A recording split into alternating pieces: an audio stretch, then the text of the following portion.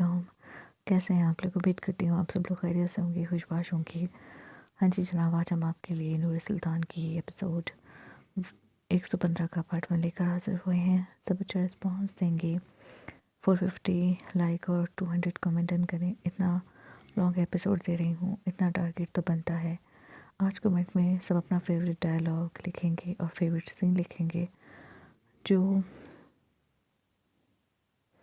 In active reader ہیں please وہ active ہو جائیں اور اپنے آپ کو سپورٹ کریں۔ لائک شیئر کمنٹ میں آج کنجوسی کوئی نہیں کرے گا، سب دل کھول کر کمنٹ کریں گے۔ چلیں بڑھتے ہیں ناول کی جانب۔ آج مہندی کا دن تھا۔ مہندی کا انتظام آفریدی صاحب کے گھر پر کیا گیا تھا۔ انہوں نے سبھی کو مہندی لگوانے کے لیے اپنے گھر انوائٹ کیا تھا۔ سبھی عورتیں ان کے گھر پر موجود تھیں۔ مہندی آرٹسٹ سبھی عورتوں کے مہندی لگا رہی تھی۔ جینیفر اور کرن کی برائڈل مہندی لگ رہی تھی۔ ساری عورتیں تو ہال میں موجود تھیں، لیکن کرن اور جینیفر کی مہندی کمرے میں لگائی جا رہی تھی۔ مہندی لگواتے ہوئے وہ دونوں آپس میں باتیں کر رہی تھی کہ تبھی کرن کا فون رنگ کرنے لگا۔ اس نے فون اٹھا کر اسکرین کو دیکھا۔ اسکرین پر ٹھرکی ڈاکٹر لکھا تھا۔ اس نے کل ہی کانٹیکٹ میں حدید کا نام چینج کر کے ٹھرکی ڈاکٹر لکھا تھا۔ اس نے مسکرا کر فون اٹھایا اور کان سے لگا لیا۔ کہیں کیا بات ہے؟ کرن نے پوچھا۔ جواب میں سے حدید کی ایک ٹھنڈی آواز سنائی دی۔ کیا ہوا؟ کیوں ٹھنڈی ٹھنڈی آہیں بھر رہے ہیں؟ کرن نے پوچھا۔ جس کی بیوی تم ہو وہ ٹھنڈی آہیں نہ بھرے تو کیا کرے؟ حدید نے اس کا جواب دیا۔ آپ نے مجھے یہ بتانے کے لیے فون کیا ہے؟ کرن نے پوچھا اور جینیفر کی طرف دیکھا جو مسکراتی ہوئی اسے دیکھ رہی تھی۔ نہیں، یہ بتانے کے لیے فون نہیں کیا، حدید نے جواب دیا۔ تو پھر فون کیوں کیا؟ کرن نے پوچھا۔ سنا ہے تمہاری مہندی لگ رہی ہے۔ حدید نے راکنگ چیئر پر بیٹھ کر اس کی پشت سے ٹیک لگاتے ہوئے کہا۔ بالکل ٹھیک سنا ہے، کرن نے جواب دیا۔ اور یہ بھی سنا ہے کہ میری مام اور میری بہن بھی وہیں موجود ہیں، حدید نے پوچھا۔ یہ بھی درست سنا ہے، کرن نے کہا۔ اچھا ایک بات بتاؤ، کتنی مہندی لگ گئی؟ حدید نے پوچھا۔ اس کے سوال پر کرن نے اپنے کان سے فون ہٹا کر فون کو اس طرح دیکھا جیسے وہ فون نہ ہو، حدید ہو۔ ارے بتاؤ نا، کتنی مہندی لگ گئی؟ حدید کی آواز آئی تو اس نے دوبارہ فون کان سے لگا لیا۔ کیوں؟ کیا کریں گے آپ یہ جان کر؟ کرن نے پوچھا۔ جتنا پوچھا اتنا جواب دو، حدید چڑھ کر بولا۔ ابھی تو ایک ہاتھ پر بھی پوری نہیں لگی، اس نے جواب دیا۔ ویری گڈ، حدید نے خوش ہو کر کہا۔ اس کے اس طرح خوش ہونے پر کرن کو اس کی دماغی حالت پر شک ہوا۔ اس آدمی کو خود بھی علاج کی ضرورت ہے، لیکن اوروں کا علاج کرے گا، اپنا نہیں کرے گا۔ کرن نے دل میں سوچا، میرے بارے میں فالتو سوچنا بند کرو۔ اس کے کانوں سے ایک دم حدید کی آواز ٹکرائی تو اس نے چونک کر فون کو دیکھا۔ آپ کو کیسے پتا میں آپ کے بارے میں سوچ رہی تھی؟ کرن نے پوچھا۔ سوچ نہیں رہی تھی بلکہ فالتو سوچ رہی تھی، اور یہ اس لیے پتا ہے کیونکہ میں تمہارا شوہر ہوں۔ پچھلے 2.5 سال سے میں تمہیں جانتا ہوں، مجھے پتا ہے تم میری کس بات پر میرے بارے میں کیا سوچ سکتی ہو۔ حدید نے کہا تو وہ مسکرا دی۔ اچھا اب مسکراؤ مت اور میری بات سنو، حدید نے کہا تو اس کے ہونٹوں کی مسکراہٹ سکڑ گئی۔ ایک بات بتائیں، آپ کہاں پر ہیں؟ کرن نے پوچھا اور مہندی آرٹسٹ کو اشارہ کر کے اپنا ہاتھ اس کے ہاتھ سے لے کر بیڈ سے اٹھ کر کھڑکی کے پاس آ گئی۔ وہ جیسی باتیں کر رہا تھا اسے شک تھا کہ وہ آس پاس ہی موجود ہو۔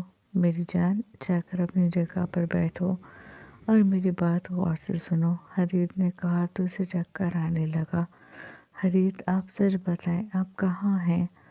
اب کی بار وہ اپنے کمرے کے دروازے کے پاس گئی اور دروازہ کھول کر ادھر ادھر دیکھا۔ میری جان، میں اپنے گھر پر ہوں، اپنے بیڈ روم میں۔ یقین نہ آئے تو ویڈیو کال کر لو۔ بتاؤ، کروں ویڈیو کال؟ حدید نے پوچھا۔ نہیں، رہنے دیں، کرن نے جلدی سے جواب دیا۔ یقین آ گیا؟ اس نے پوچھا۔ ہاں، آ گیا، کرن نے جواب دیا۔ ہاں تو اب میری بات سنو، میں نے سنا ہے برائڈل مہندی میں ہسبینڈ کا نام لکھا جاتا ہے۔ ٹھیک سنا ہے؟ اس نے پوچھا۔ کرن نے ہنکارا بھرنے پر اتفاق کیا۔ تو میری جان، تم مہندی آرٹسٹ سے کہنا جہاں وہ میرا نام لکھے گی وہ جگہ خالی چھوڑ دے۔ تمہاری مہندی میں میں خود اپنا نام لکھوں گا، حدید نے کہا۔ اس کی بات پر کرن کو شرم تو کیا آنی تھی، اس کے وجود میں جھرجھری سے آ گئی۔ تم سن رہی ہو میری بات؟ اس کے خاموش ہونے پر حدید نے پوچھا۔ ہاں، سن رہی ہوں، اس نے جواب دیا۔ تو کرو گے نا وہ جو میں نے کہا ہے؟ اس نے پر امید لہجے میں پوچھا۔ لیکن آپ کو یہ کرنا کیوں ہے؟ کرن نے اپنے ہاتھ کو دیکھتے ہوئے پوچھا جہاں پر ابھی مہندی آرٹسٹ نے وہ جگہ چھوڑی تھی جہاں پر اسے حدید کا نام لکھنا تھا۔ بس میری خواہش ہے کہ میں اپنی بیوی کے ہاتھوں پر خود اپنے ہاتھوں سے اپنا نام لکھوں۔ اب اتنی سی خواہش تو میری بیوی پوری کر سکتی ہے نا؟ حدید نے دلفریب انداز میں پوچھا۔ کر سکتی ہوں، لیکن یہ خواہش پوری کیسے ہوگی؟ آپ تو مجھ سے مل نہیں سکتے، کرن نے کہا۔ کیوں نہیں مل سکتا؟ حدید نے احتجاجاً پوچھا۔ کیونکہ امی نے کہا ہے رخصتی سے پہلے میں آپ کو اور آپ مجھے نہیں دیکھ سکتے۔ پردے والا سسٹم، کرن اسے جلانے والے انداز میں بولی۔ اس پردے کی تو ایسی کی تیسی بیوی ہو تم میری۔ دنیا کی کوئی طاقت مجھے تم سے ملنے سے نہیں روک سکتی، تمہارے پاس آنے سے نہیں روک سکتی۔ میں جب چاہوں جیسے چاہوں تم سے ملنے آ سکتا ہوں۔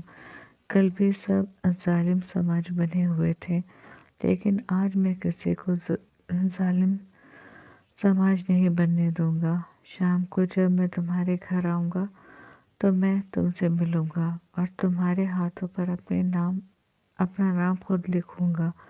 اگر کسی کے اندر ہمت ہے تو حدید چلانے کو روک کر دکھائے، حدید نے کہا اور فون کاٹ دیا۔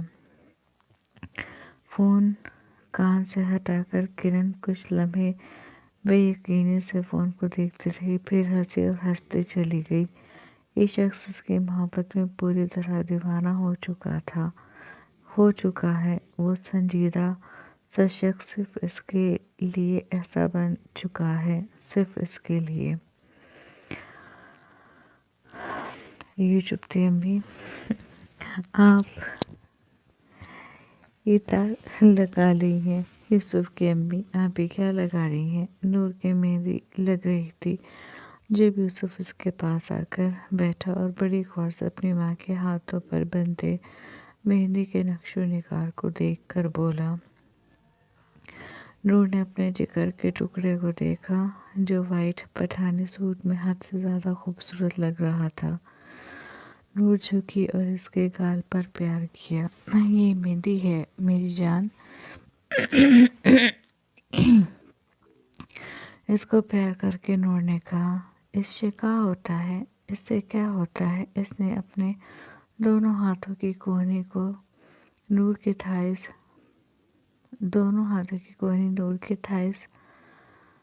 پر ٹکا کر اپنا چہرہ اپنے چھوٹے چھوٹے ہاتھوں کے پیالوں میں لے کر پوچھا۔ اس کا انداز بڑا پیارا تھا، اتنا کہ ایک لمحے کے لیے مہندی آرٹسٹ بھی مہندی چھوڑ کر یوسف کو دیکھنے لگی۔ جب ہم اسے لگاتے ہیں تو یہ ہمارے ہاتھوں پر ایک بہت پیارا सा कलर देती है। नूर ने कहा, ओके। इसने कहा और फिर अपनी माँ के हाथों को देखने लगा। मेहंदी आर्टिस्ट बड़ी महारत से नूर के हाथों पर डिज़ाइन बना रही थी। यूसुफ तो भी ये लगाना है। यूसुफ की अम्मी, यूसुफ को भी ये लगाना है। बहुत देर के इंतज़ार के बाद आखिर इसने कह ही दिया। वो सबके हाथों पर मेहंदी लगते देख रहा था और इसे कोई समझ में नहीं आ रहा था, लेकिन अब इसकी माँ ने बताया है कि इसे लगाने से हाथों पर कलर आता है। अब इसको भी अपने हाथ रंगने थे। वो ये समझ रहा था कि मेहंदी एक तरह का कलर है। नूर ने इसे देखा। यूसुफ तो भी लगाना है, यूसुफ को भी लगाना है। इसके देखने पर यूसुफ ने कहा, लड़के नहीं लगाते हैं बीजान। नूर ने झुककर इसकी छोटी सी पेशानी से अपनी पेशानी टकराते हुए कहा, यूसुफ तो बेबी है, वो लगा सकता है। यूसुफ की अम्मी, यूसुफ तो बेबी है, वो लगा सकता है। यूसुफ ने इतनी मासूमियत, इतने भोलेपन से कहा कि नूर को इस पर टूट कर प्यार आया।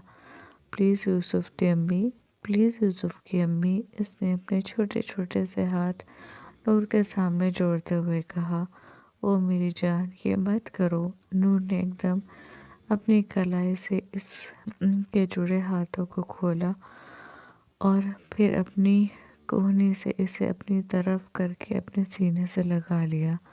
आपको लगवाना है? इसने पूछा। यूसुफ ने हाँ में सर हिला दिया। चलें, आप अपना हाथ आंटी के सामने करें।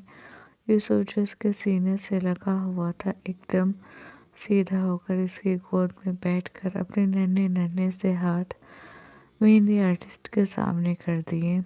आप इसके दोनों हथेलियों पर यूसुफ लिख दें। नूर ने कहा तो मेहंदी आर्टिस्ट ने इसकी छोटी छोटी गुलाबी हथेलियों पर उर्दू में यूसुफ लिख दिया। लग गई मेरी जान की मेहंदी। नूर ने झुककर इसके गाल को चूमते हुए कहा और इसका चेहरा देखा, लेकिन ये क्या, इसका चेहरा तो फूला हुआ था। वो मुंह फुलाए अपने हाथों को देख रहा था। क्या हुआ अम्मी की जान को? नूर ने पूछा। जवाब में यूसुफ ने अपने छोटे से माथे पर सैकड़ों बल डालकर अपनी माँ को देखा। क्या हुआ? नूर ने इसकी आंखों में खूब की और माथे पर सैकड़ों बलों को देखकर पूछा। यूसुफ की अम्मी,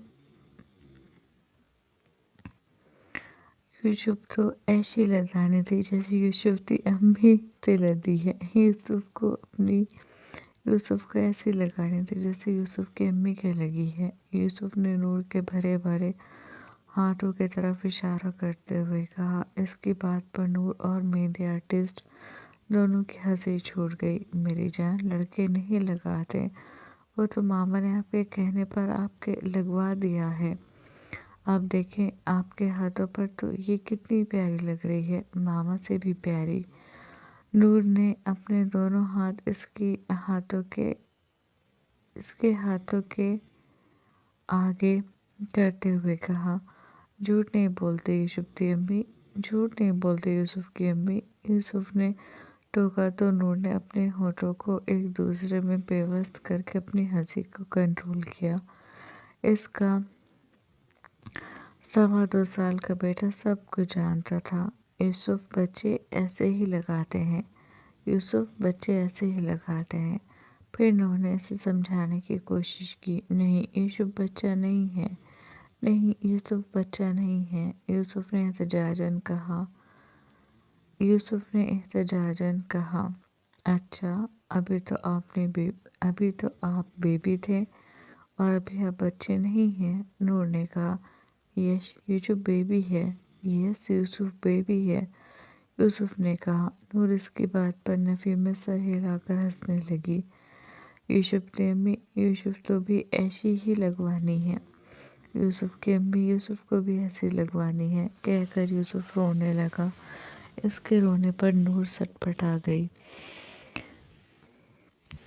यूसुफ मेरी जान, नूर ने इसे पुचकारा, लेकिन सब बेसुध।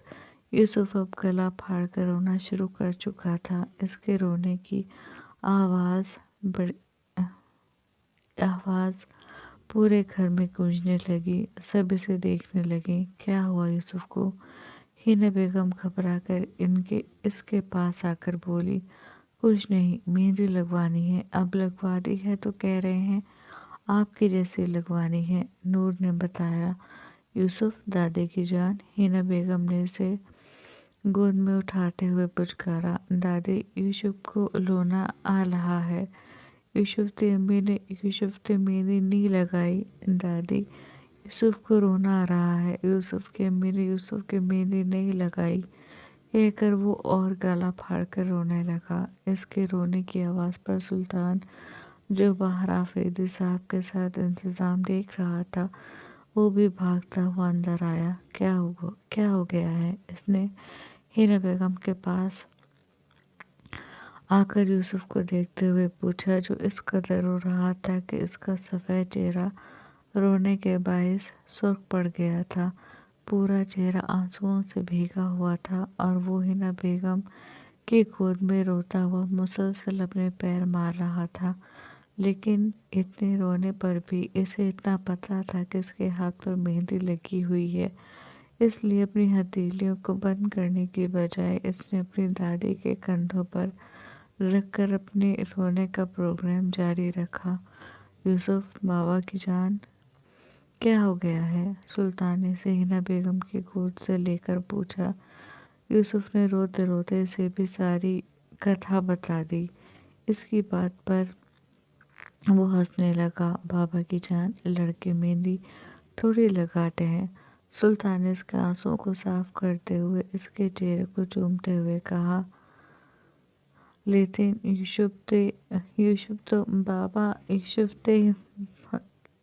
یوسف تو بیبی ہے یوسف کے بابا، اس نے ہچکی لیتے ہوئے کہا۔ نور اس کے پاس کھڑی لاچاری اور بے بسی سے اپنے جگر کے ٹکڑے کو دیکھ رہی تھی۔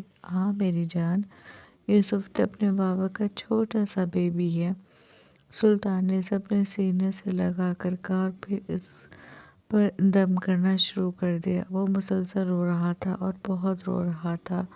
کیا ہو گیا ہے اسے؟ نور نے روتے ہوئے پوچھا۔ کچھ نہیں ہوا ہے، کبھی کبھی آپ کے لاڈلے کو ایسی ہی ضد چڑھتی ہے، سلطان نے کہا۔ تو اب کیا کروں میں؟ نور باقاعدہ رونے لگی تھی۔ کچھ نہیں، کریں، آپ اپنی مہندی لگوائیں، ہم یوسف کو سنبھال لیں گے۔ سلطان نے اس کے آنسوؤں کو صاف کیا اور مزرہ بیگم سے یوسف کے لیے دودھ لانے کے لیے کہا۔ وہ ایک دم کچن میں چلی گئیں اور 5 منٹ بعد وہ یوسف کی بوتل لے کر دوبارہ سلطان کے پاس آ گئیں۔ یوسف ابھی بھی رو رہا تھا اور روتے ہوئے مسلسل ایک ہی گردان کر رہا تھا کہ اسے اپنی امی کی جیسی مہندی لگوانی ہے۔ اس کے اس طرح رونے پر نور بھی رو رہی تھی۔ وہ تو خیر تھی کہ مائدہ اس وقت کمرے میں آرام کر رہی تھی۔ اگر وہ یوسف کو اس طرح روتے دیکھ لیتی تو نور سے زیادہ روتی۔ سلطان اس کی بوتل لے کر نیچے بنے ایک روم میں چلا گیا۔ میں ابھی آتی ہوں، نور مہندی آرٹسٹ سے کہتی خود بھی سلطان کے پیچھے پیچھے چلی گئی۔ سلطان یوسف کو اپنی گود میں لٹا کر ٹہلتے ہوئے اسے فیڈر پلانے کی کوشش کرتے ہوئے مسلسل اس پر دم کر رہا تھا۔ یوسف ایک گھونٹ دودھ کا پیتا اور پھر رونے لگتا۔ دھیرے دھیرے اس کے رونے کی آواز کم ہو گئی اور وہ فیڈر پیتے پیتے سو گیا۔ سلطان ابھی بھی اس پر دعائیں پڑھ پڑھ کر دم کر رہا تھا۔ کیا ہو گیا تھا اسے؟ یوسف کے سونے کے بعد سلطان اسے بیڈ پر لٹا رہا تھا جب نور نے پوچھا۔ نظر ہو گئی تھی، سلطان نے ہنس کر کہا۔ لوگ ایسی نظروں سے کیوں دیکھتے ہیں میرے شہزادے کو؟ نور نے اس کے پاس بیٹھ کر اس کے ماتھے کو چومتے ہوئے کہا۔ سلطان اپنے ہاتھوں سے اپنے شہزادے کے آنسوؤں کو صاف کر رہا تھا۔ نظر پیار کی بھی ہوتی ہے نور، اور نظر ماں باپ کی بھی لگ سکتی ہے، سلطان نے اس کے سر پر ہاتھ رکھ کر کہا۔ اور یوسف کی چھوٹی چھوٹی سی ہتھیلیاں دیکھنے لگا جس پر اس کا نام لکھا ہوا تھا۔ وہ اس کی گلابی ہتھیلی کو دیکھ کر مسکرایا اور اس کے ہاتھوں کو تھام کر بڑی نرمی سے اس کی ہتھیلیوں پر اپنے لب رکھ دیے۔ ہمارے جگر کا ٹکڑا، سلطان نے پیار کرتے ہوئے کہا۔ جائے نور اپنی مہندی پوری کروا لیں ورنہ آپ کا شہزادہ اٹھ کر پھر سے ادھم مچا دے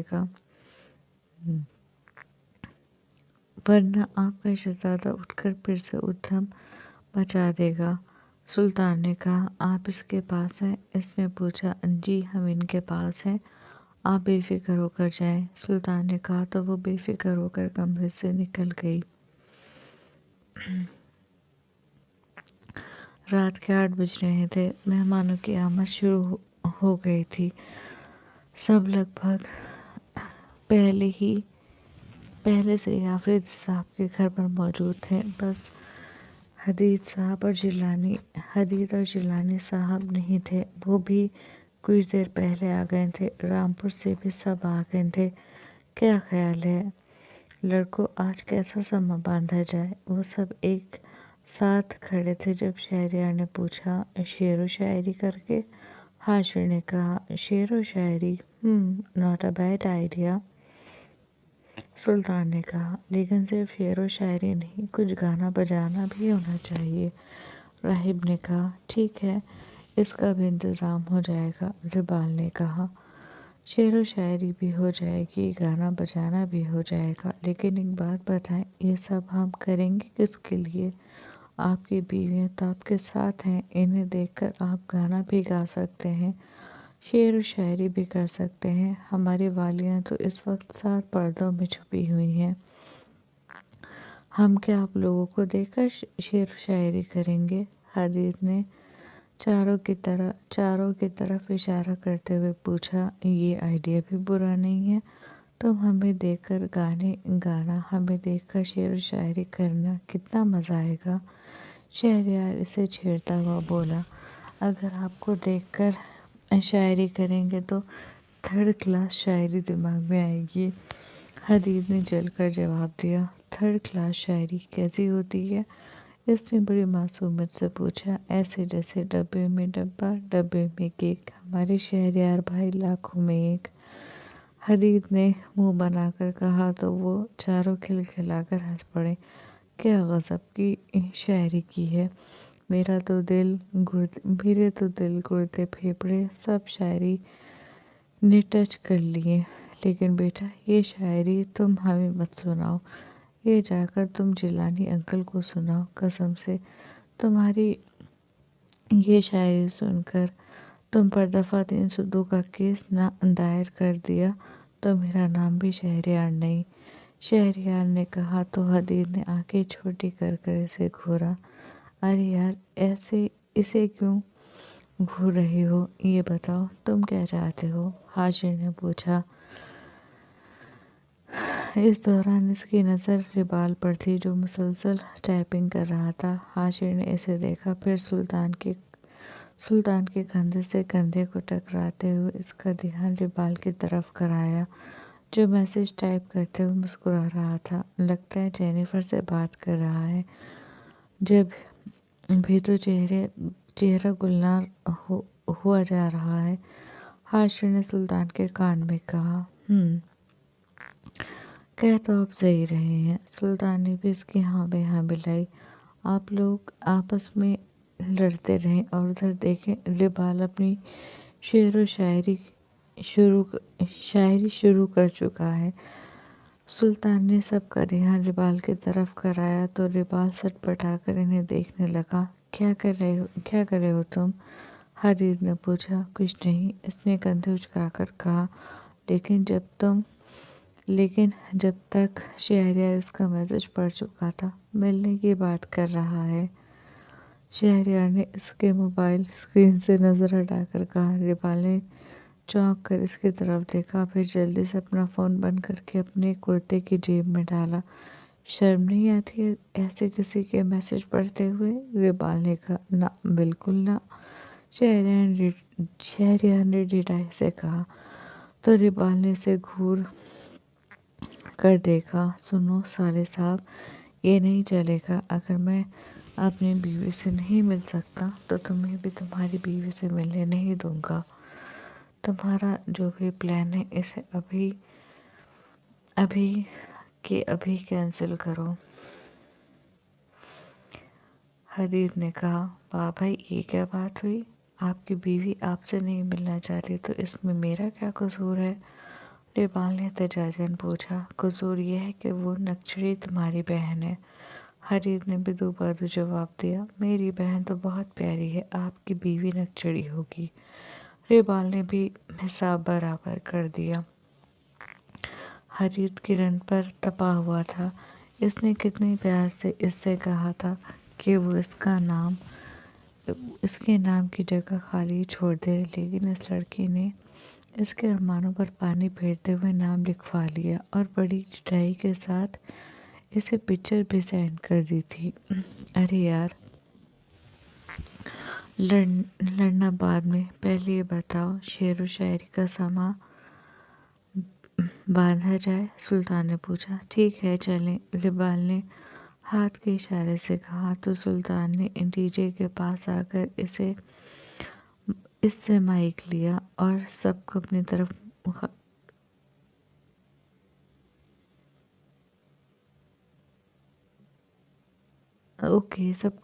متوجہ کیا، یہ مخاطب کیا، جو بھی کچھ ہے میں کیا کروں، سب کو اپنی طرف مخاطب کیا۔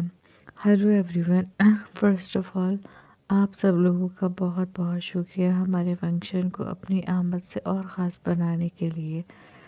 اب اس فنکشن کو اور خاص بنانے کے لیے کچھ تو مزیدار ہونا چاہیے۔ سلطان نے سب کی طرف دیکھتے ہوئے پوچھا۔ سب کی نظر اسی پر تھی۔ ہونا چاہیے یا نہیں؟ اس نے پوچھا تو سب نے ہاں میں جواب دیا۔ ٹھیک ہے، تو پھر اس فنکشن کو اور خاص بنانے کے لیے ہم نے مشاعرے کا انتظام کیا اور یہ مشاعرہ ہمارے لوکل شاعر کریں گے۔ سلطان نے ہنس کر پانچوں کی طرف اشارہ کیا۔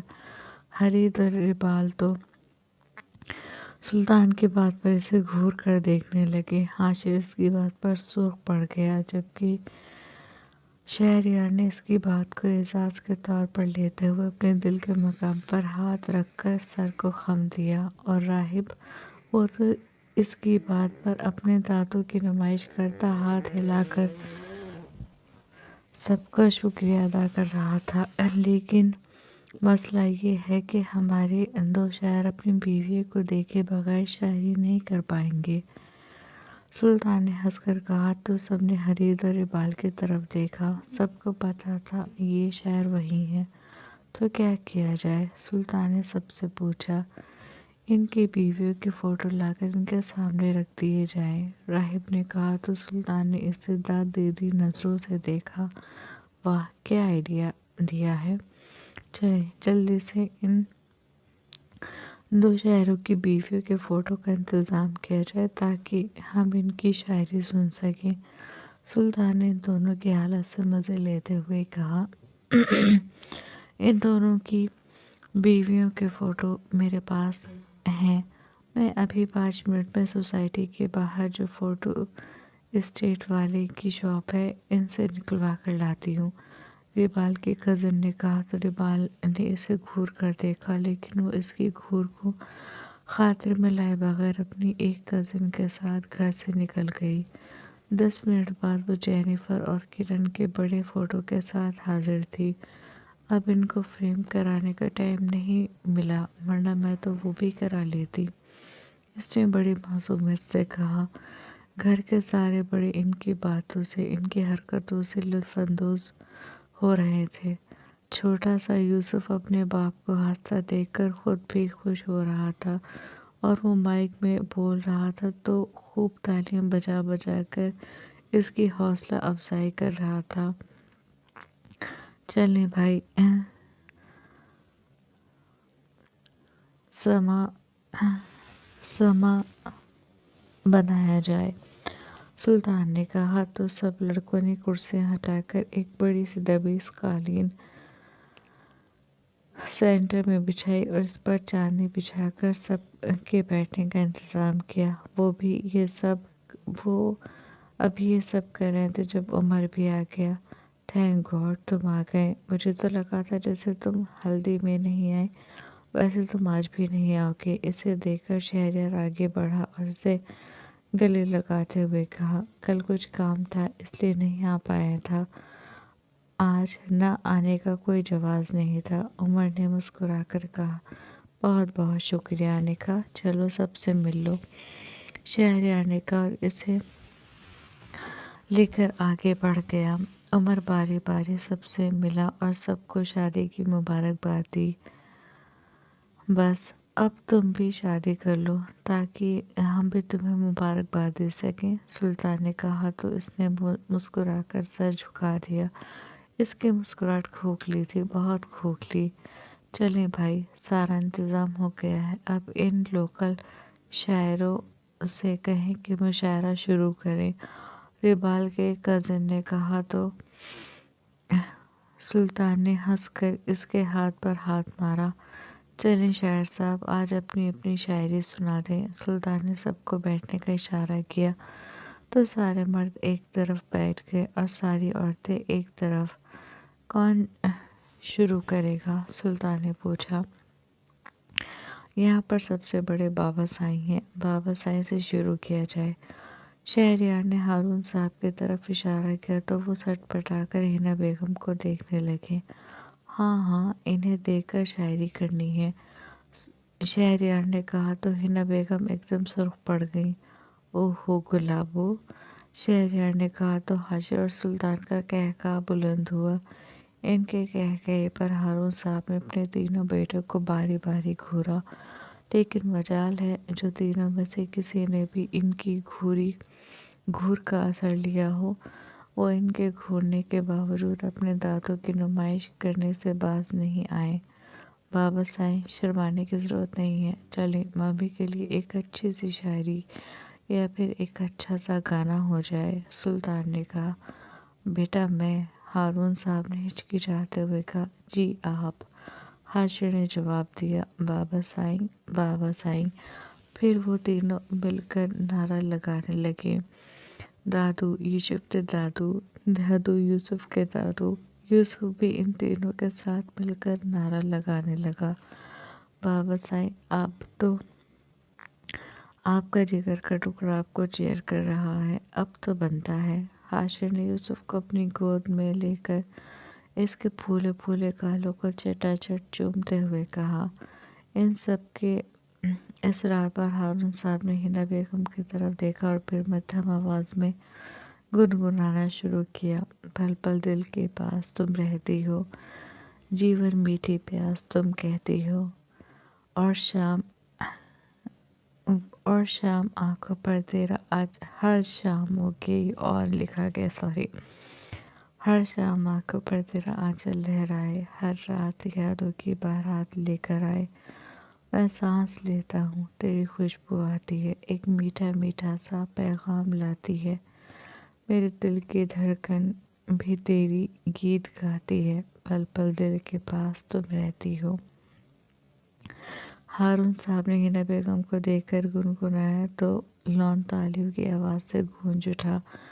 वाह वाह बाबा साईं, आपने तो कमाल कर दिया, हाशिर ने कहा। हारून साहब मुस्कुराकर सर झुका गए। चलें अब अंकल और आंटी की बारी है। अंकल, अब आप आंटी के लिए कोई गाना गाएं, सुल्तान ने आफरीदी साहब से कहा तो इन्होंने मुज़ना बेगम की तरफ देखा।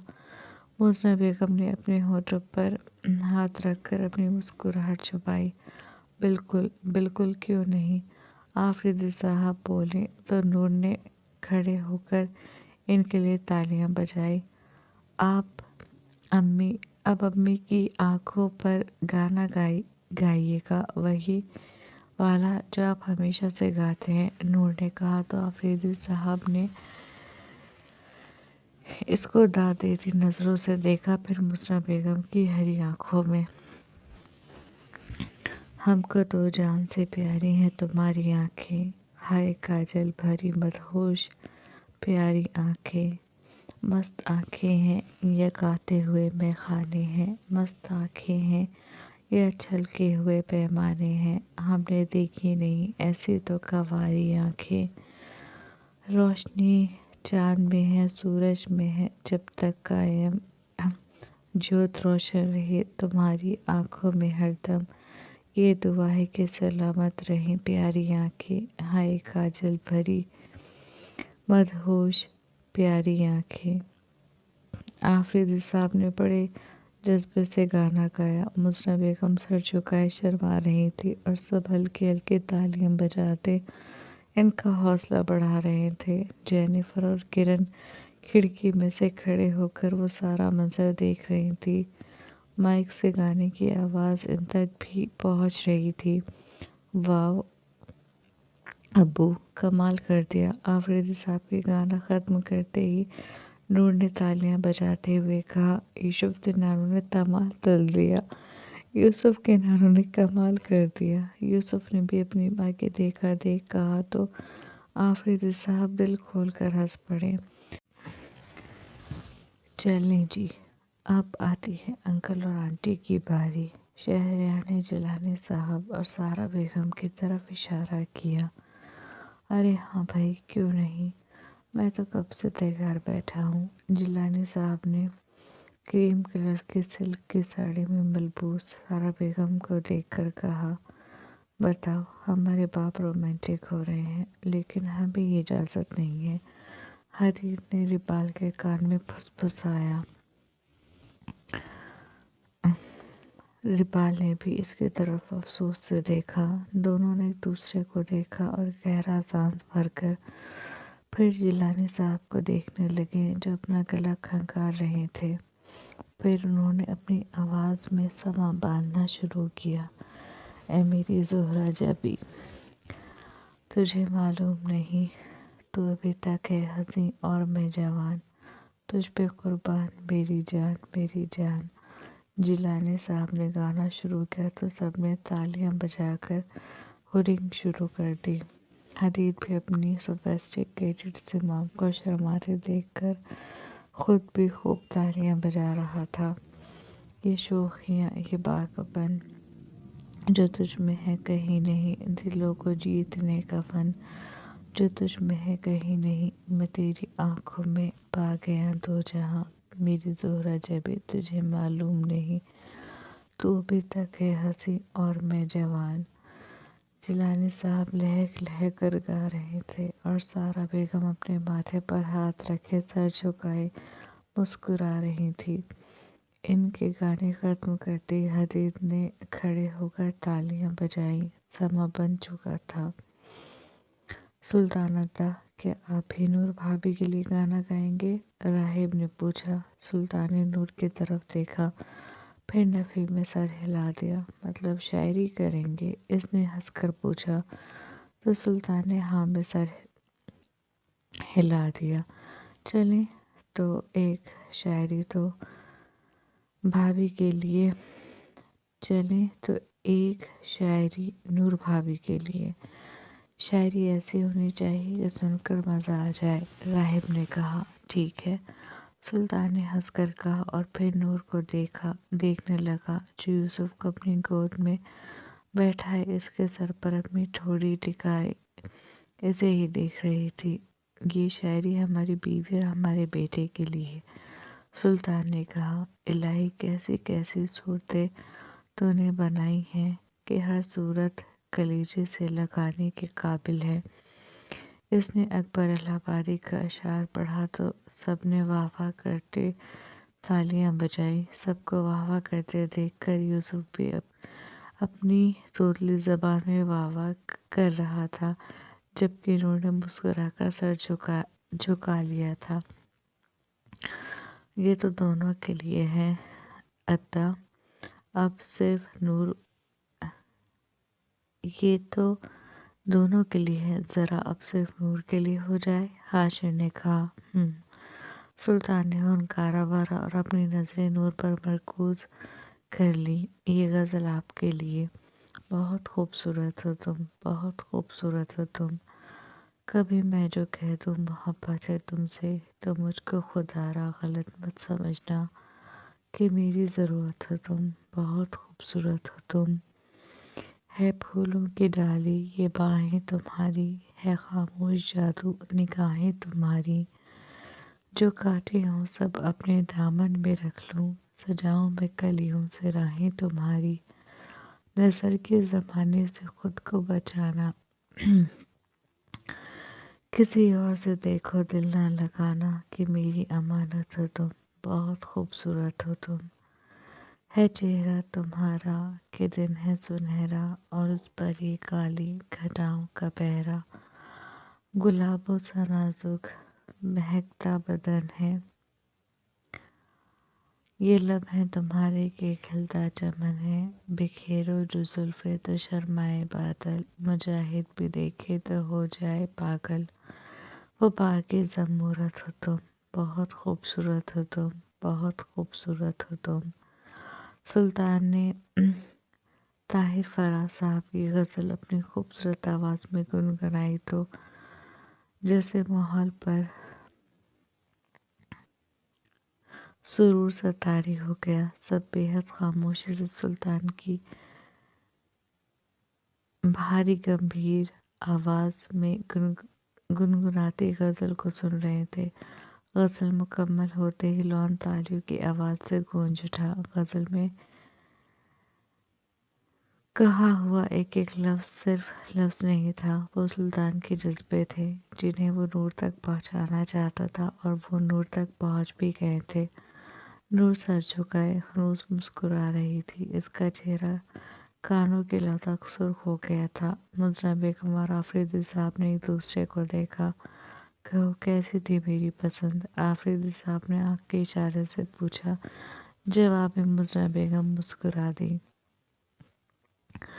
سلطان نولیدی نظروں سے نور کو دیکھ رہا تھا، اور یوسف کا بھی سلطان کو تو کبھی اپنی گردن گھما کر اپنی ماں کو دیکھ رہا تھا۔ یوسف کے بابا، یوسف کی امی تو ایسے نہیں دیکھتے، یوسف کے بابا یوسف کی امی کو ایسے نہیں دیکھیں، یوسف نے کہا، اور کھڑا ہو کر اپنی ماں کا چہرہ اپنے ننھے ننھے ہاتھوں سے چھپا لیا۔ یوسف کی اس حرکت پر اب لون کہو کی آواز سے گونجنے لگا۔ سلطان نے مصنوعی گھوڑے سے اپنے رقیب کو دیکھا، جو اس کی بیوی پر اب صرف اپنی ملکت سمجھتا تھا۔ بچے ہمارے بڑے ہو گئے ہیں، راہب نے تیز آواز میں کہا تو سلطان نے اسے گھور کر دیکھا۔ ایسے نہ دیکھیں، پیار ہو جائے گا۔ راہب نے اپنی اشارت کی انگلی دانتوں میں دبا کر بڑی نزاکت سے کہا تو سلطان نے جھرجھری لے کر اس پر سے نظر ہٹا لی۔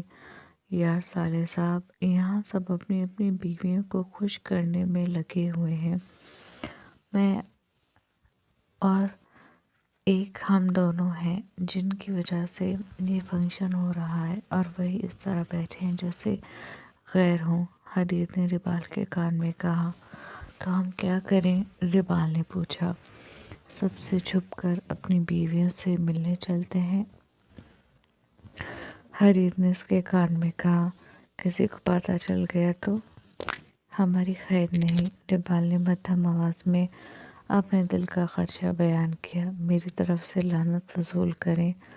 حدید نے اپنا دایاں ہاتھ ربال کے چہرے کے قریب کرتے ہوئے کہا۔ ربال نے ناک چڑھا کر اسے دیکھا اور منہ پیچھے کر لیا۔ صبح سے تمہاری بیوی تمہارے گھر پر ہے اور تم اب تک اپنی بیوی سے نہیں مل پائے۔ کون سا ڈر؟ کس کا ڈر؟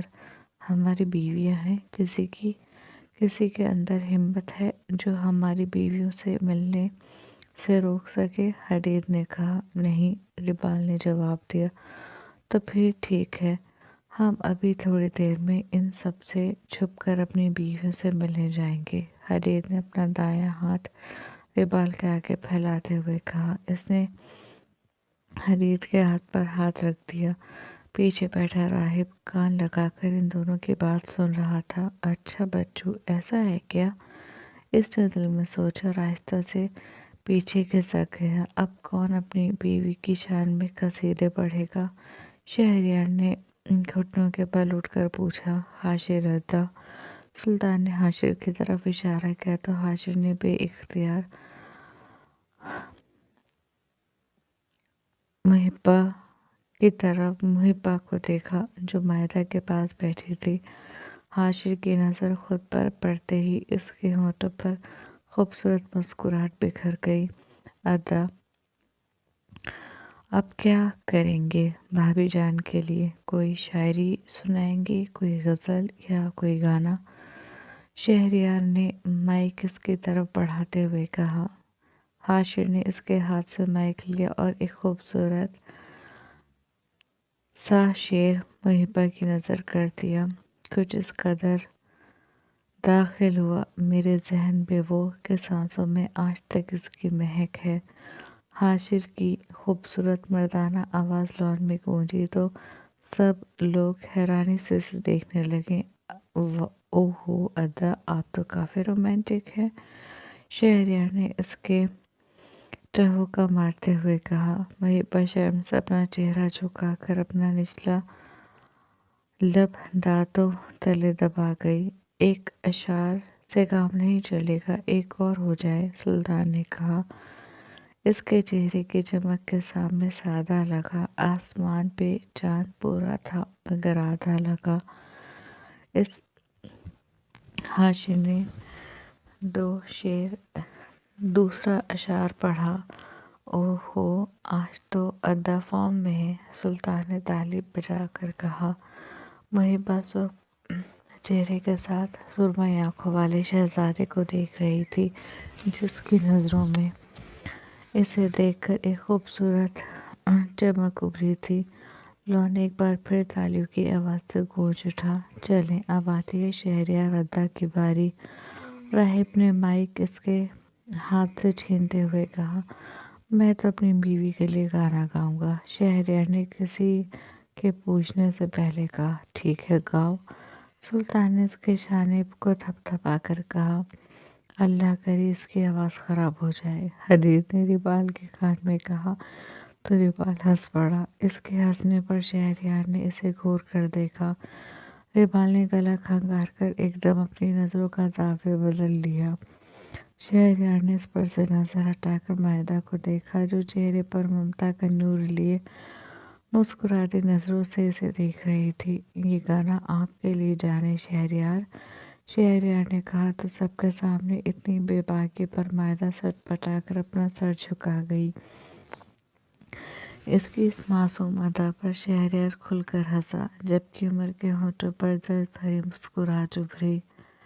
मेरे महबूब में क्या नहीं, वो तो लाखों में है एक हंसी, मेरे महबूब में क्या नहीं। भोली सूरत अदा नाज़नी, मेरा महबूब एक चांद है, हुस्न अपना निखारे हुए, आसमान का फरिश्ता है वो, इंसान का रूप धारे हुए, रश की जन्नत है वो माजबी, मेरे महबूब में क्या नहीं। शहरयार ने खूबसूरत आवाज़ में अपनी मताए हयात के लिए गाना गाया। इसके पूरा गाना गाते ही सब लोगों ने इसकी वाह वाह की।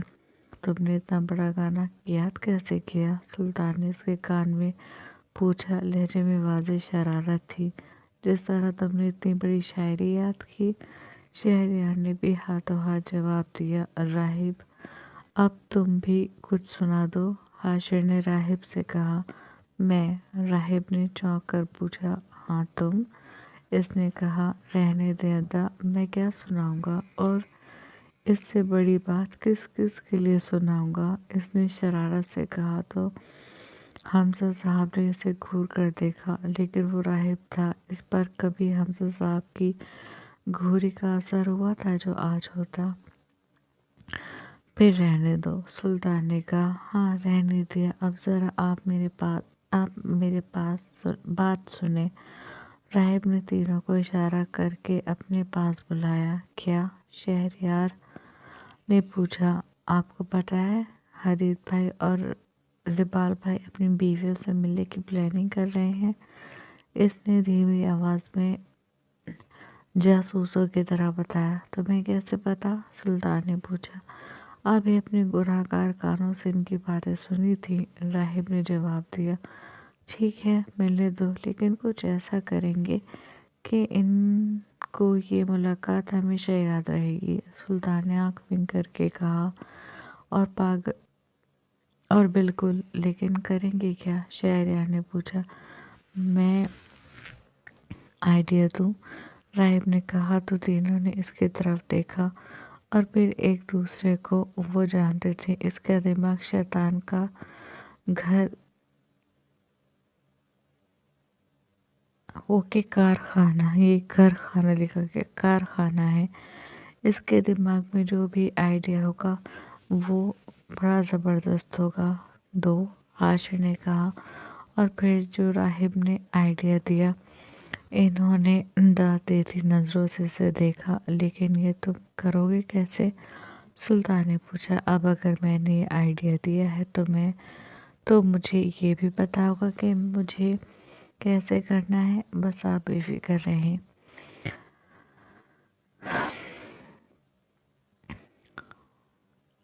और देखते रहें राहिब का कमाल। राहिब ने फर्जी कॉलर उठाते हुए कहा और फिर वहाँ से उठकर कहीं चला गया। हदीद और रिबाल ने एक दूसरे को देखा।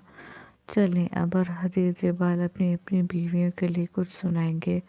बराए मेहरबानी इनकी बीवियों के फ़ोटोज़ इनके सामने रख दिए जाएं। शहरयार ने हंसकर कहा। तो हदीद ने मुंह बनाकर इसे देखा। जी नहीं, हमें कुछ नहीं करना। जो आपने कर लिया वो काफ़ी है। दोनों ने एक साथ कहा। सोच लो। सुल्तान ने कहा। सोच लिया। दोनों ने एक साथ जवाब दिया। ठीक है, फिर इन्हें छोड़ो, हम खुद ही मज़े करते हैं, शहरयार ने कहा। और फिर वो लोग अपनी शगल में मसरूफ़ हो गए। हरीद और इकबाल ने अब इतनी जल्दी अपनी जान छूटने पर एक दूसरे को देखा और दोनों के होठों पर फातिहाना मुस्कुराहट ऊद आई। चलो, पहले तुम उठो, फिर मैं उठता हूँ, हरीद ने कहा। ठीक है, रिबाल ने कहा और सबको देखता हुआ उठ गया। वो उठकर अंदर की तरफ चल दिया। राहिब जो सामने से आ रहा था इसे देखकर कुछ सटपटाया, लेकिन अगले ही लम्हे संभल गया। आप यहाँ क्या कर रहे हैं? इसने पूछा। तुम जासूस हो मेरे? हटो यहाँ से, मुझे कुछ काम है, कहते हुए रिबाल सीढ़ियाँ चढ़ने लगा। राहिब मुँह खोले इसे देखने लगा। इसका एक शिकार तो उसके हाथ से निकल चुका था, लेकिन इसका दूसरा शिकार पीछे आ रहा था। वो जल्दी से मुड़ा और सामने से आते हदीद के गले लग गया। क्या है? हदीद ने झुंझला कर पूछा और इसके कंधे पर हाथ रखकर इसे खुद से दूर करना चाहा, लेकिन राहिब ने इसके सीने पर से हाथ नहीं हटाया। तुम पागल हो गए हो राहिब? हदीद ने हैरत से पूछा। हाँ, आपके प्यार में, इसने शरारत से कहा और फिर इस पर अपनी पकड़ ढीली करके मुस्कुराती नजरों से इसे देखता बिना इससे कोई सवाल करे बाहर चला गया। ये वाकई पागल है, हदीद ने कहा और सर उठाकर किरण के कमरे की तरफ देखा और एक ही जिस्त में सीढ़ियाँ चढ़कर रिबाल तक पहुंचा। दोनों एक ही कमरे में हैं, क्या करें? रिबाल ने कहा। हदीद ने इधर उधर देखा, फिर रेलिंग पर हाथ जमा कर नीचे झांका। इससे इनके घर की मुलाजमा नजर आई। सुने, इधर आए। हरीद ने आहिस्ता से आवाज़ देकर ऊपर बुलाया। वो इसके बुलाने पर इन दोनों के पास आई। जी, इसने कहा। अंदर जेनिफर हैं, इनसे कहो इनसे कहो इस कमरे में इनकी मम्मी बुला रही हैं। हरीद ने एक कमरे की तरफ इशारा करके कहा। इसमें इनकी मम्मी है? मुलाजमा ने बड़ी सादगी से पूछा। जी, हदीद ने रिबाल को देखकर कहा। जी ठीक है, इसने कहा और दरवाज़ा खटखटाने लगी। इजाज़त मिलते ही वो अंदर चली गई। हदीद दीवार की आड़ में खड़ा हो गया और रिबाल भागकर इस कमरे में चला गया। 5 मिनट बाद जेनिफर अपने गरारे को संभालती इस कमरे की तरफ जा रही थी। हरीद ने दीवार की आड़ से झाँक कर देखा, मुलाजमा जा चुकी थी और दरवाज़ा खुला हुआ था। वो दबे कदम आगे बढ़ा और दरवाज़ा खोलकर अंदर दाखिल हो गया। किरण जो कुर्सी पर बैठी अपनी मेहंदी को के ज़रा से हिस्से को हटाकर इसका रंग चेक कर रही थी, दरवाजे के बंद होने पर पलटकर दरवाजे की तरफ देखा और हदीद को देखकर बुरी तरह चौंक गई। आप यहाँ? इसने कुर्सी से उठकर पूछा। हदीद दरवाज़ा बंद करके वहीं दीवार से लगकर खड़ा हो गया। दीवार से लगा सीने पर हाथ बांधे वो अपनी बीवी को देख रहा था, जो हरे लिबास में हसीन लग रही थी। कर्ली बालों का जूड़ा बना हुआ था। इसके बावजूद इसके बालों की लटें निकल कर इसकी गर्दन और इसके चेहरे पर बिखरी हुई थी। चेहरा मेकअप से पाक साफ था और वो इस रूप में भी हद से ज़्यादा खूबसूरत लग रही थी। हाय, क्या करूँ इस दिल का? हरीत ने अपने दिल के मकाम पर हाथ रखकर कहा। किरण जो इसकी बात पर शर्म से सुर्ख पड़ रही थी, इसके दिल के मकाम पर हाथ रखने पर इसकी नज़र भी इसके दिल के मकाम पर ठहर गई और फिर चेहरा शर्म नहीं गुस्से से सुर्ख हो गया। इन्हें वो मुंह फैलाए आंखें छोटी की इसके सीने को देख रही थी। क्या हुआ? इसके इस तरह देखने पर हरीद ने हैरान होकर पूछा। अगर ज़रा सी शर्म है बाकी है तो जाकर अपना कुर्ता बदल लें। किरण ने हरीद को देखते हुए गुस्से से कहा, जो दीवार के सहारे लगा पड़ी मोहब्बत से अपनी जान अनजान हयात को देख रहा था। अगर ये ज़रा सी शर्म भी ख़त्म हो जाए तो क्या कहते हो, कमीज़ उतार कर घूमना फिरना शुरू कर दूं? इसकी तरफ बढ़ते हुए अतीत ने बेबाक सरगोशी की। वो बेचारा इसकी बात का मतलब अभी तक नहीं समझ पाया था, इसीलिए इसकी बात को मजाक में ले रहा था। इसके जवाब पर किरण सुर्ख चेहरे लिए इसे घूर कर देखने लगी। कसम खुदा की किसी का भी लिहाज नहीं करूंगी और आपका हशर कर कर रख दूंगी। मैंने सही नाम दिया है आपको, ठरकी डॉक्टर। क्या गोल खिलाते फिर रहे हैं आप? एक दो दिन आपसे मिलने से इनकार कर दिया तो आप इन हरकतों पर उतर आए। वो गुस्से से इसे इस्तफसार कर रही थी। आवाज़ मध्यम थी। क्या हो गया है स्वीट हार्ट? क्यों इतनी हाइपर हो रही हो? आ तो गया हूँ तुम्हारे पास, अब क्या चाहती हो? इस और करीब आ जाऊँ? हरीद ने ना समझी और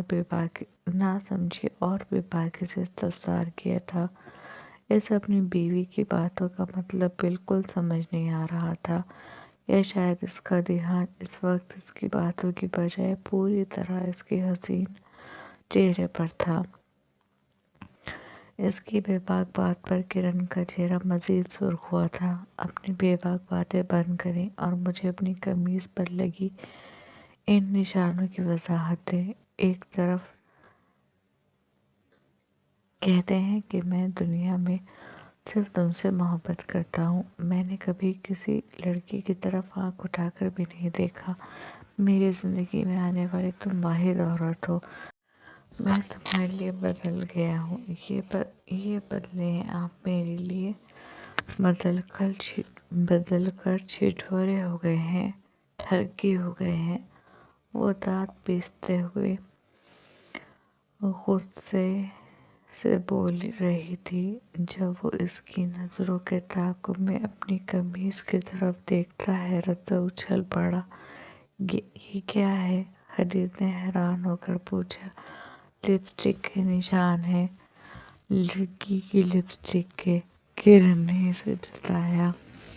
ये मेरी कमीज पर कैसे आए? हरीद ने चौंक कर पूछा। किसी चुड़ैल को अपने सीने से लगाया होगा, इसी ने आपको ये तोहफा दिया है और आप मुझसे पूछ रहे हैं?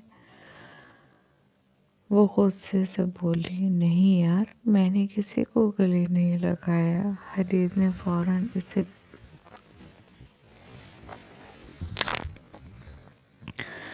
حریر نے فوراً سے پیشتر صفائی پیش کی۔ ہاں مجھے پتہ ہے، آپ نے کسی کو گلے نہیں لگایا ہوگا، آپ کی کوئی ہوتی سوتی خود آپ کے گلے لگی ہوگی اور پھر آپ کو یہ تحفہ دیا ہوگا۔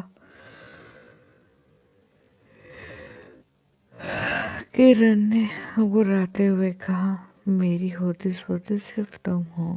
حریر نے اس کے بازو پر ہاتھ رکھ کر کہا، جسے کرن نے ایک دم جھٹک دیا۔ مجھ سے دور رہیں، جا کر اس کا ہاتھ پکڑیں جس کو سینے سے لگایا تھا۔ کرن نے سرخ آنکھوں سمیت کہا، یار یقین کرو میں نے کسی کو۔ حریر اپنی صفائی پیش کر رہا تھا کہ ایک دم اسے یاد آیا کہ اوپر آنے سے پہلے راہب اس کے گلے لگا تھا۔ کمینہ ذلیل الو دپٹ تھا۔ حریر نے راہب کو گالیوں سے نوازا۔ اسے یاد آ گیا تھا کہ وہ چاروں نیچے سر جوڑے باتیں کر رہے تھے۔ ضرور اس کمینے نے میری اور اقبال کی باتیں سن لی ہوں گی۔ مل جائے مجھے، چھوڑوں گا نہیں اسے۔ حریر نے خود سے کہا، کیا بڑبڑا رہے ہیں آپ؟ کرن نے اس کے ہلتے ہونٹوں کو دیکھ کر کہا، اپنی ہوتی سوتی کا تو میں تمہیں بعد میں بتاؤں گا، لیکن پہلے میں اپنی بیوی کو دیکھ لوں۔ 3 دن سے تمہیں نہیں دیکھا، ایسا لگ رہا تھا تمہیں 3 دن سے دل دھڑک ہی نہیں رہا۔ حریر نے اس کے حسین چہرے کا طواف کرتے ہوئے کہا، پھر آپ زندہ کیسے ہیں؟ وہ دانت پر دانت جما کر بولی، تمہاری یادوں کے سہارے۔ حریر نے اس کی کمر میں ہاتھ ڈال کر اسے اپنے سینے سے لگاتے ہوئے کہا، تمیز نہیں ہے آپ کو؟ وہ جھلا کر بولی، بہت تمیز ہے، تبھی تو تمہارے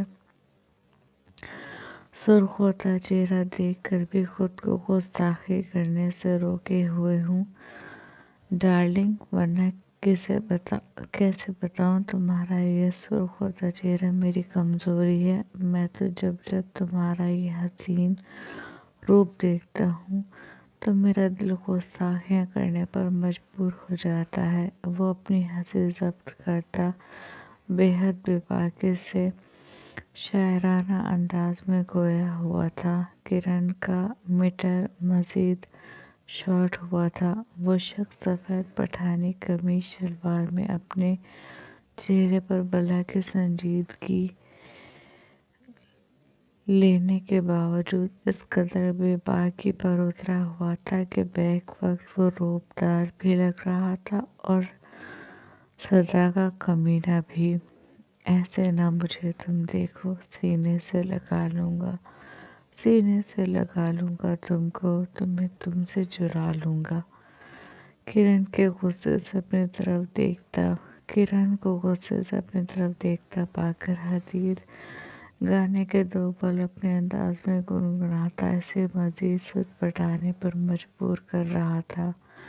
حریر کا لہجہ مزید بوجھل ہو رہا تھا۔ اسے سٹپٹاتے دیکھ کر حریر دلکش قہقہہ لگا کر اسے اپنے ساتھ لگا گیا۔ نہ کیا کرو میری جان، جب تمہیں پتہ ہے میری بے باک باتیں برداشت کرنا تمہارے لیے مشکل مرحلہ ہے تو پھر کیوں خود کو مشکل میں ڈالتی ہو؟ وہ اسے مزید چھیڑنے سے باز ابھی بھی نہیں آ رہا تھا۔ اسے خود سے لپٹاتے وہ اس کے کان میں معنی خیز سرگوشیاں کرتا بامشکل اپنی ہنسی دبا رہا تھا۔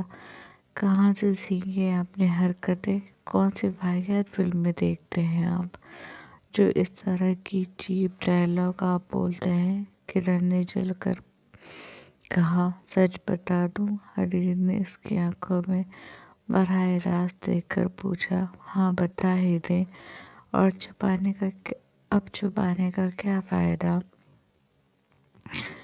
کرن اور جل کر بولی، میں کوئی فلمیں نہیں دیکھتا، میں کوئی فلمیں نہیں دیکھتا تھا، بس جب چھوٹا تھا تو حریر نے جان بوجھ کر بات ادھوری چھوڑی تو کرن نے آنکھیں چھوٹی کر کر استفسار کیا۔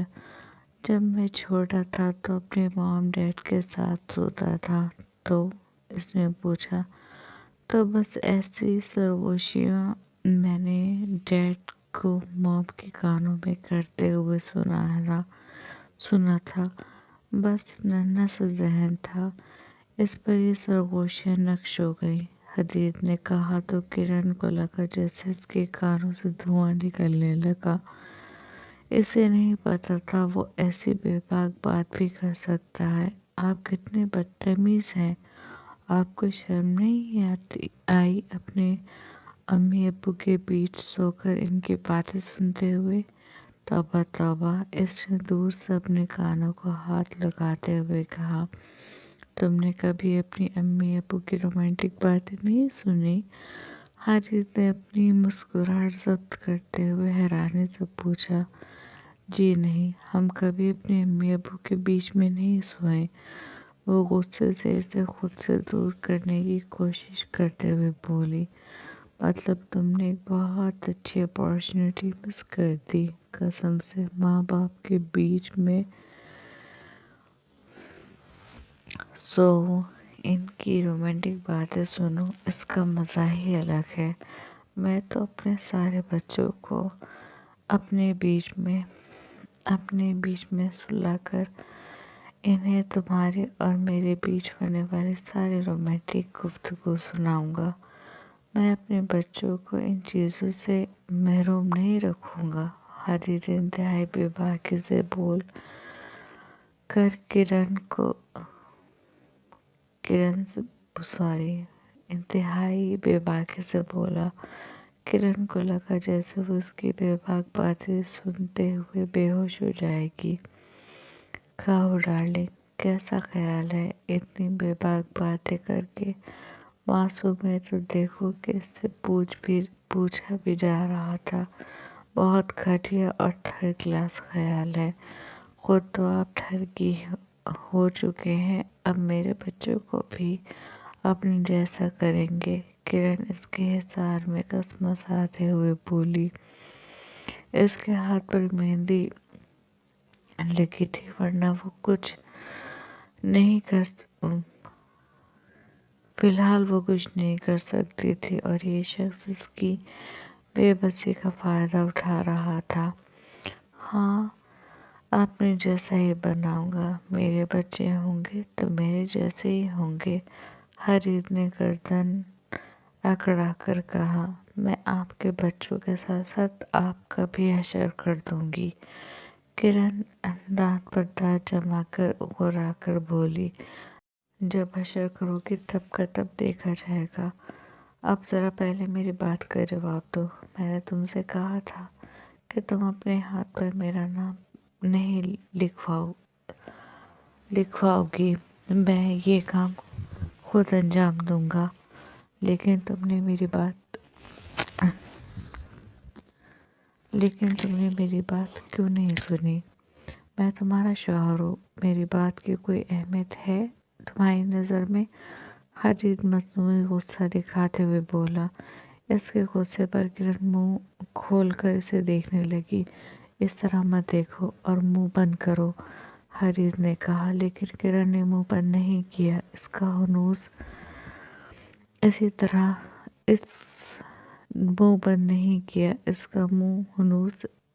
طرح کھلا رہا۔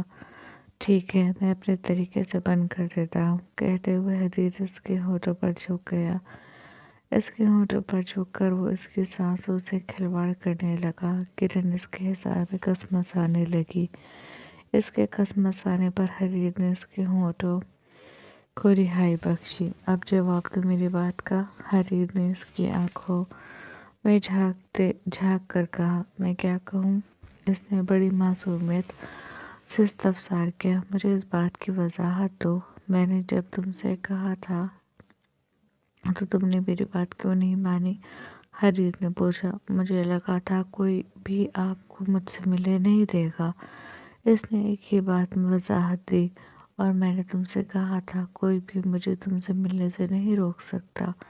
حریت نے ایک لفظ چبا کر کہا۔ جواب میں کرن اسے دیکھنے لگی۔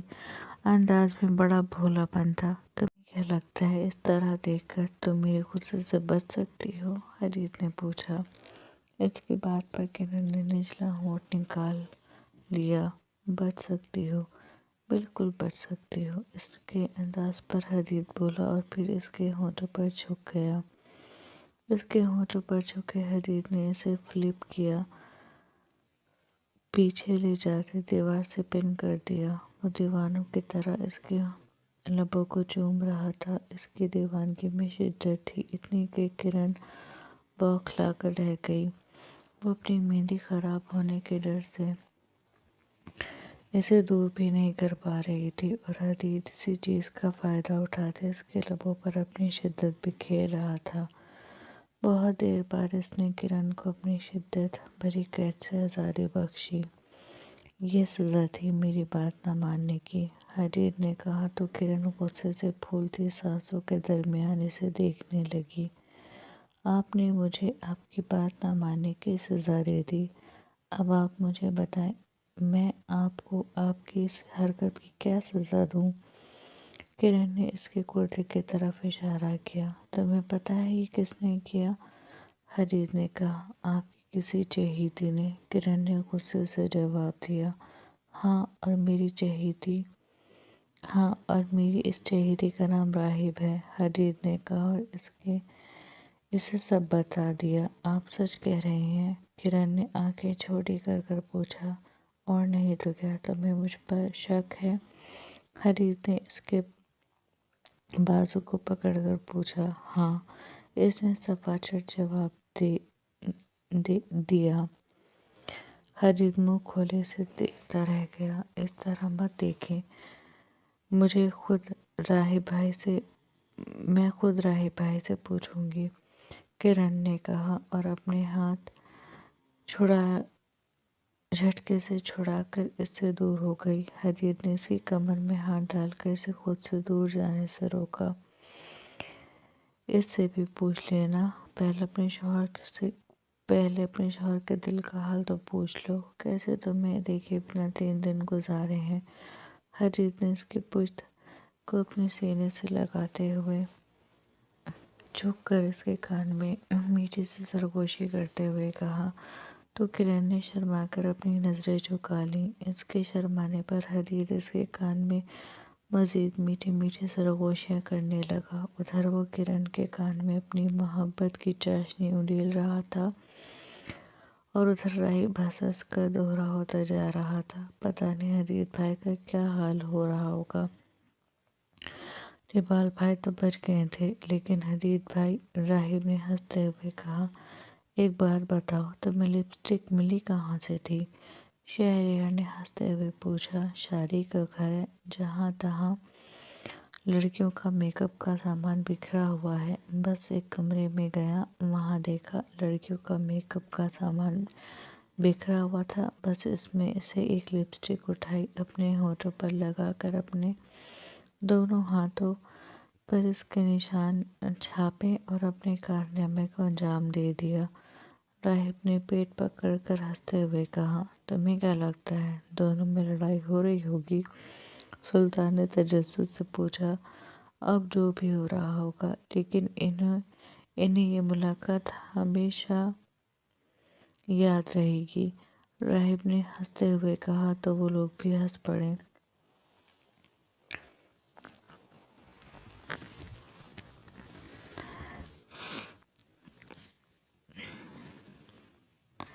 جینیفر کمرے میں آئی، لیکن اسے کوئی نظر نہیں آیا۔ مام، اس نے ادھر ادھر دیکھتے ہوئے اپنی ماں کو آواز دی۔ اپنی مام سے بعد میں مل لینا، پہلے اپنی مام کے داماد سے مل لو۔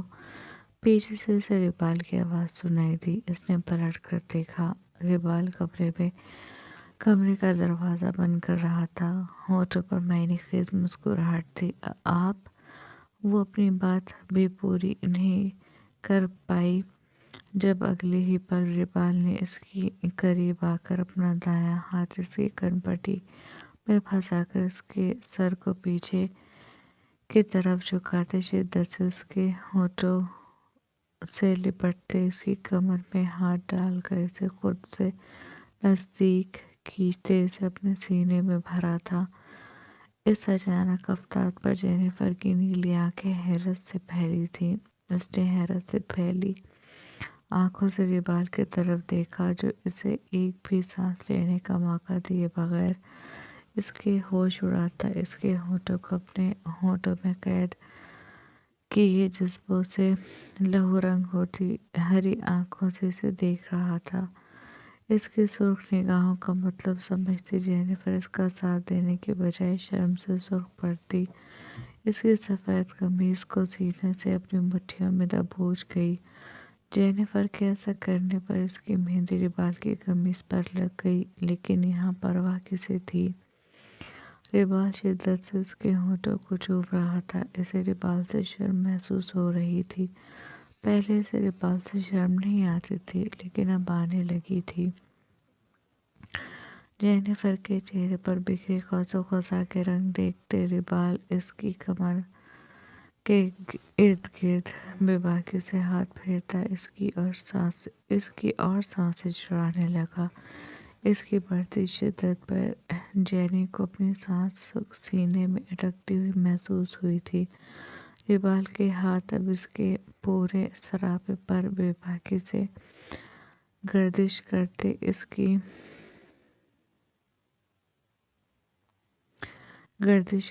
اس کی گردن پر ٹھہر گئے تھے۔ وہ اس کے ساتھ ابھی بھی نہیں دے رہی تھی۔ اس کے ساتھ نہ دینے پر ریبال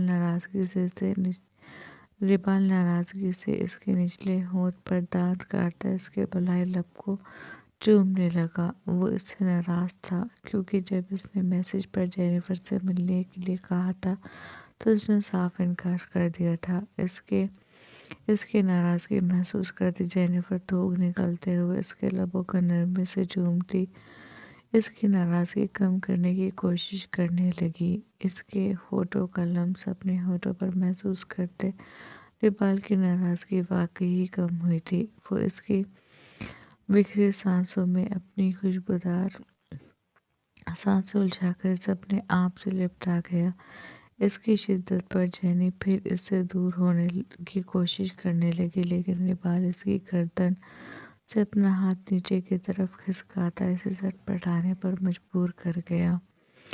ریبال جینیفر نے اس کی قمیض کو جھنجھوڑ کر اسے ہوش دلانا چاہا۔ ریبال نے سرخ آنکھیں کھول کر اس کی طرف دیکھا اور اس کی غیر ہوتی حالت کو دیکھ کر اس کے ہونٹوں کو رہائی دی۔ اس کے رہائی دیتے ہی جینیفر گہرے گہرے سانس لینے لگی۔ کیا کرتے ہیں آپ؟ اگر میں مر جاتی ہوں تو؟ جینیفر نے اپنے دل کے مقام پر ہاتھ رکھ کر اپنی بے ترتیب سانسوں کو ہموار کرتے ہوئے کہا۔ تمہیں کیا لگتا ہے میں تمہیں مرنے دوں گا؟ ریبال نے اپنے دونوں بازو اس کے گرد پھیلا کر کہا۔ ارادہ تو آپ کے یہی تھے؟ اس کی سانسیں ابھی بھی پھول رہی تھیں۔ میری جان، تمہارے اتنے پر یہ حال ہے، کل تمہارا کیا ہوگا جب میں پوری شدتوں کے ساتھ تم پر اپنا تسلط جماؤں گا؟ ریبال نے بڑی بے باکی سے پوچھا تو جینیفر شرم سے سرخ پڑتی اپنا رخ پھیر گئی۔ اس طرح رخ پھیرنے سے کچھ نہیں ہوگا، میں تمہیں وارن کر رہا ہوں، خود کو میرے لیے تیار کر لینا۔ ریبال نے جھک کر اس کے کان میں سرگوشی کی۔ جینیفر نے ہلکا سا رخ پھیر کر اس کی طرف دیکھا، لیکن اس کی لو دیتی نظروں کی تاب وہ لمحے بھر سے زیادہ نہ لا سکی۔ جتنا تم مجھے ستا رہی ہو، کل اس سے زیادہ اس کے سارے بدلے لوں گا۔ جینیفر کے رخ پھیرنے پر ریبال نے کہا اور اس کی گردن پر اپنے لب رکھتا پلٹ کر کمرے سے نکل گیا۔ کل کی کل دیکھی جائے گی مسٹر ریبال آفریدی۔ اگر میں نے بھی آپ کو پریشان نہ کیا تو میرا نام بھی جینیفر نہیں۔ کل آپ کی پیشنٹ ٹیسٹ ہوں گے۔ جتنا اتاولے آپ ہو رہے ہیں، آپ کو اتنا ہی ترساؤں گی۔ جینیفر نے اپنے ہونٹوں کی جلن کو برداشت کرتے ہوئے خیالوں میں ریبال سے کہا اور وہیں کرسی پر بیٹھ کر کل کے بارے میں سوچنے لگی جا رہی ہے. سب اچھا رسپانس دیں گے. اتنا لانگ ایپیسوڈ لکھا ہے. میری حالت غیر ہو گئی ہے. میرے ہاتھ میں درد ہونے لگا ہے اور میں آج سوئی بھی نہیں ہوں. پلیز سب رسپانس دیں گے. لائک شیئر میں کوئی کنجوسی نہیں کرے گا. ملتے ہیں نیکسٹ ایپیسوڈ میں. اپنا دھیان رکھیے گا. اپنا کو دھیان رکھیے گا. اللہ حافظ.